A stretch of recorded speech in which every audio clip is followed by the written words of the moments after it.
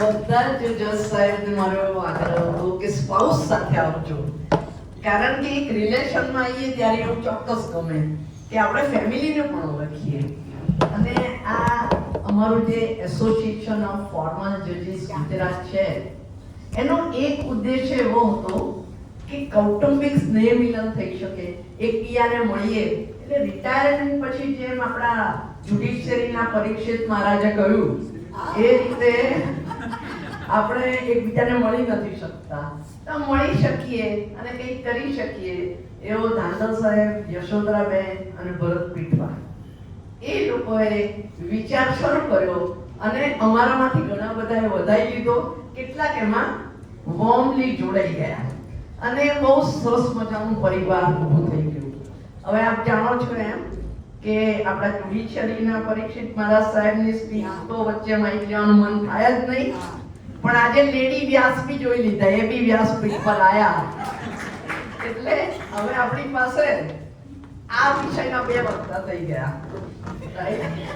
તો મારી બહેનોનું સ્વાગત કર્યું અને અમારી લેડી જજીસ છે હાજર, એમનું પણ હાર્દિક સ્વાગત. મારા પ્રિય બંધુઓ જજીસ, એમનું પણ સ્વાગત.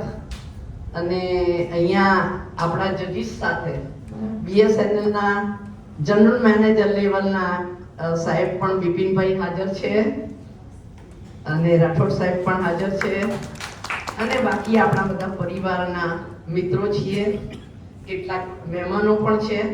અને સૌથી અગત્યનું આપણી વચ્ચે સાલ હોસ્પિટલના વાઇસ પ્રેસિડેન્ટ ડૉક્ટર કોઠારી હાજર છે અને બીજા બે બંધુઓ ડૉક્ટર સાહેબ બચાણી સાહેબ, ડૉક્ટર રીધમ શાહ સાહેબ પણ ઉપસ્થિત છે.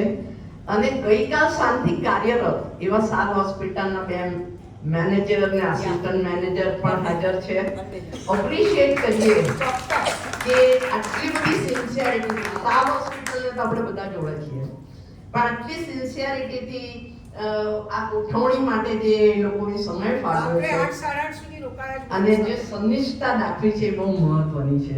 હવે આપણા સરોજબેન હંમેશા ના પાડે છે, પણ નામ ના લઈએ, ટોકો ના કરીએ તે બરાબર કહેવાય નહીં. અને આપણે ન્યાયાધીશો છીએ, ન્યાયની અપરાધી થાય નહીં.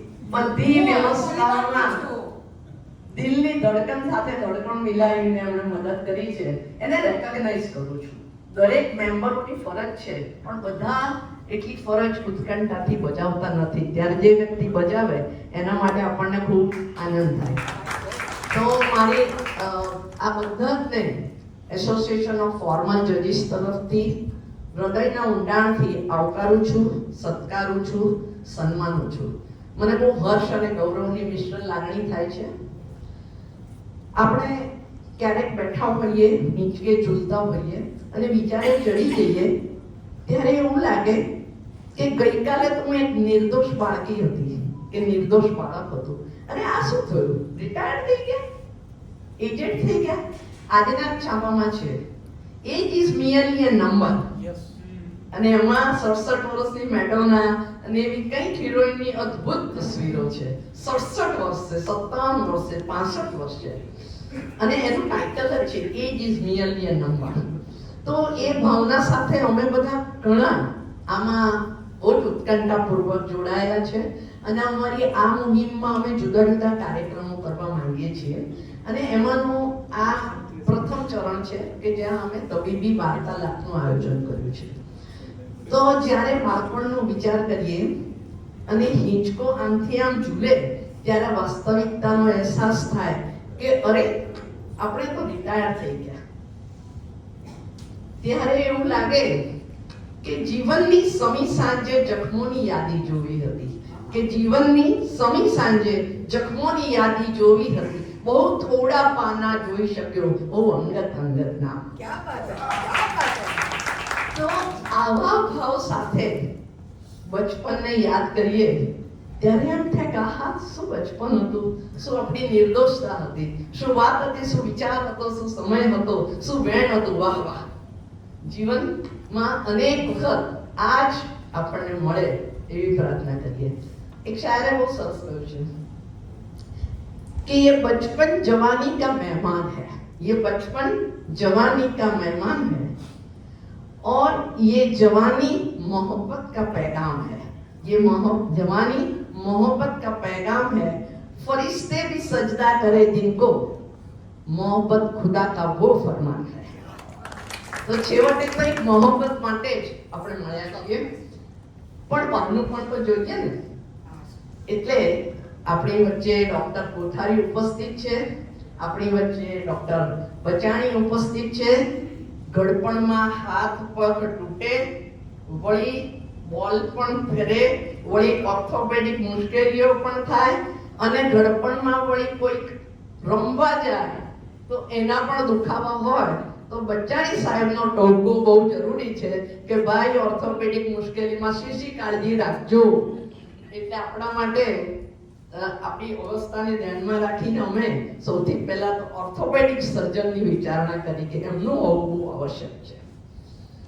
હવે ઠાકર સાહેબે કીધું એમ વાત વિચાર અને એનો વાયુ સામાન્ય ઉધરસને કેન્સર સુધી લઈ જાય ખરો મનોમણ, અને માટે અમે વિચાર્યું કે ભાઈ કેન્સર બાબતે પણ વાત કરવી જોઈએ। એટલે ઓન્કોલોજીસ્ટ સાહેબ રીધમ શાહ સાહેબને બોલાયા। સૌપ્રથમ મેં ટેલિફોનમાં રીધમ શાહ સાહેબ સાથે વાત કરી, અને ડોક્ટર રીધમ શાહ સાહેબ સાથે વાત કરતા જજની જૂની આદત મુજબ મેં એમનું એક ચિત્રણ ઊભું કર્યું મારી નજર સમક્ષ કે આવા હશે, આટલી ઉંમરના હશે, આવા દેખાતા હશે। એ જીવા પ્રવેશે। હવે બાજુવાળાને કીધું કે ડોક્ટર રીધમ શાહ જેટલી એમની વોઇસમાં જે એમની ઉંમરનો જે રણકાર હતો એ, અને એમની ચાલ અને એમની એન્ટ્રી, એ ત્રણેયનો સરવાળો કરતા ખાતરી થઈ ગઈ કે આપણી સમક્ષ ડોક્ટર રીધમ શાહ આવ્યા છે। ઓન્કોલોજીસ્ટ આપણે બીવડાવવા માટે નહીં, કારણ કે કેન્સર એટલે કેન્સર એવું જૂની માન્યતા છે, આજે એ માન્યતા ખોટી છે। કેન્સર સર્વાઈવર તો આજકાલ ઘણા મળશે તમને, એટલે એનાથી ડરવાની જરૂર નથી। તો આપણને ડોક્ટર રીધમ શાહ એ વાત સમજાવવાના છે।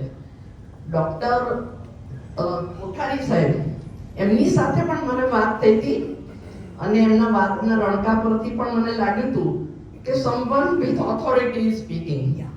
તો મેં એમને પૂછ્યું કે આપ ત્યાં શું કરો છો? એટલે એમણે કહ્યું હું વાઇસ પ્રેસિડેન્ટ છું। મનમાં મેં કીધું મને લાગ્યું કે રણકો ઓથોરિટીનો છે। તો મિત્રો આ ત્રણેય આજના આપણા મહેમાનોને હું આવકારું છું, સત્કારું છું, સન્માનું છું, અને અપેક્ષા રાખું છું કે એ ત્રણેય આપણને જે અવેરનેસ આપશે, આ તબીબી વાર્તાલાપ દરમિયાન જે બહુમૂલ્ય જ્ઞાન આપશે એ આપણા જીવનમાં ખૂબ સુંદર રીતે એક એસેટ બનીને રહેશે। આમ તો બધા જ પ્રિય વ્યક્તિઓ અહીં હાજર છે। વ્યક્તિગત નામ કોઈકના બોલું તો કોઈ બીજાને એમ થાય કે આ અયોગ્ય છે, માટે એક વ્યક્તિને મારા હૃદય પુષ્પનાથી નીકળતી સુવાસથી સત્કારું છું। સૌનો ખૂબ આભાર। આવી જ રીતે આપણે ઉત્તરોત્તર જુદા જુદા કાર્યક્રમો કરતા રહીશું। આપ સૌના સાથની અપેક્ષા। ફરી એકવાર આપ સૌનું સ્વાગત।